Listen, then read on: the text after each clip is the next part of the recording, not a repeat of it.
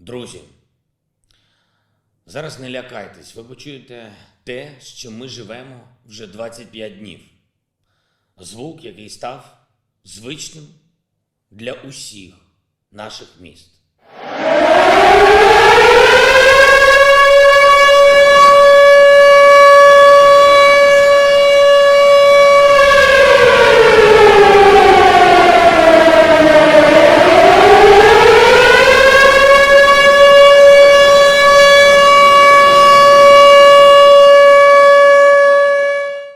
Це було 20 секунд.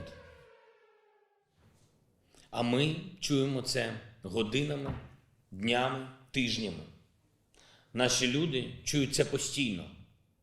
І одразу беруть дітей, допомагають старим, йдуть в укриття, у підвали, щоб врятуватись, щоб вижити від російських ракет, авіабомб. Зі звуком цієї сирени українці живуть, працюють, намагаються спати, лікуються від поранень, народжують дітей, помирають.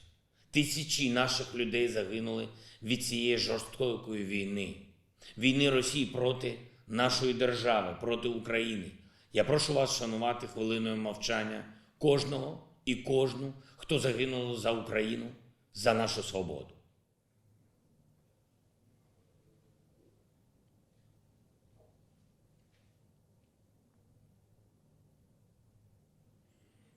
Дякую.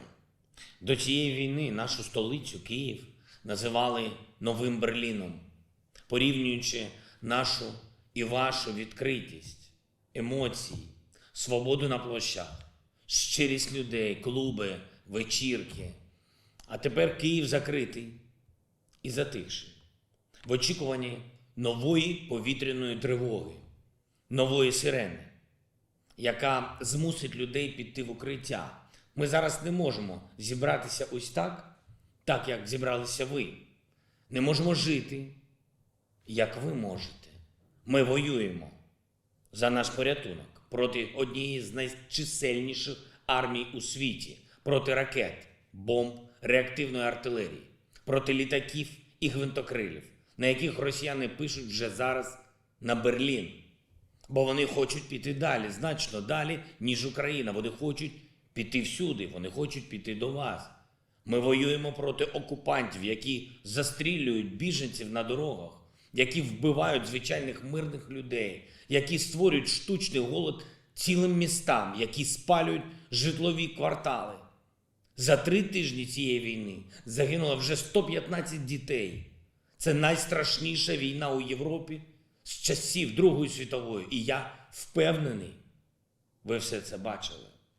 Але що вас привело на цю акцію? На вулицю, назва якої нагадує про повстання 17 червня 1953 року. Повстання проти диктатури. Те саме привело вас, що спонукає і нас захищатись. Бажання жити. Жити в мирі, рівними, вільними. А що спонукає Росію воювати проти нас? Бажання все це зламати.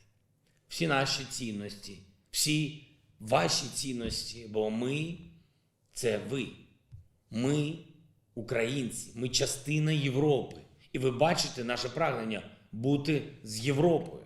Наше прагнення, яке ми виборюємо на полі бою. І яке ви можете вибороти просто в своєму суспільстві.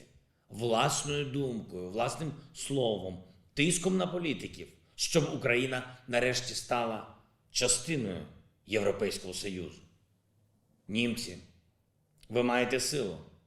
Європа має силу, потужнішу за будь-які ракети, потужнішу за будь-які танки. Без торгівлі з вами, без ваших компаній і банків у Росії не буде грошей на цю війну. Тож хай буде мир. Якнайшвидше. І ви це можете.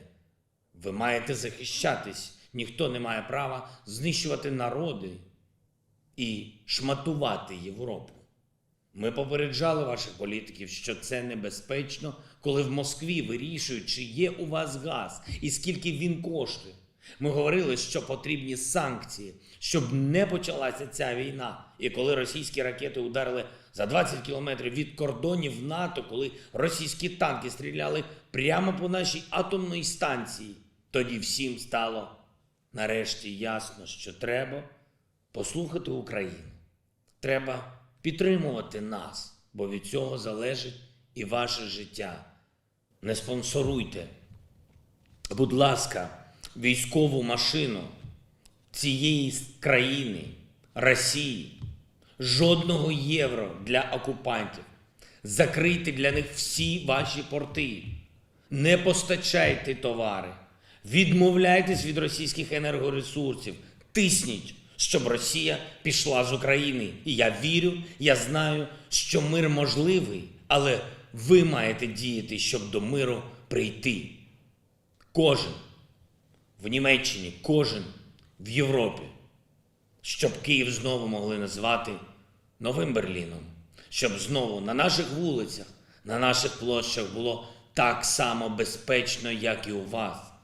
Щоб ми чули радісний сміх і бачили посмішки, щоб діти гралися не в укриттях. І щоб всі ми забули про сирену повітряної тривоги, як не пам'ятаєте про неї ви.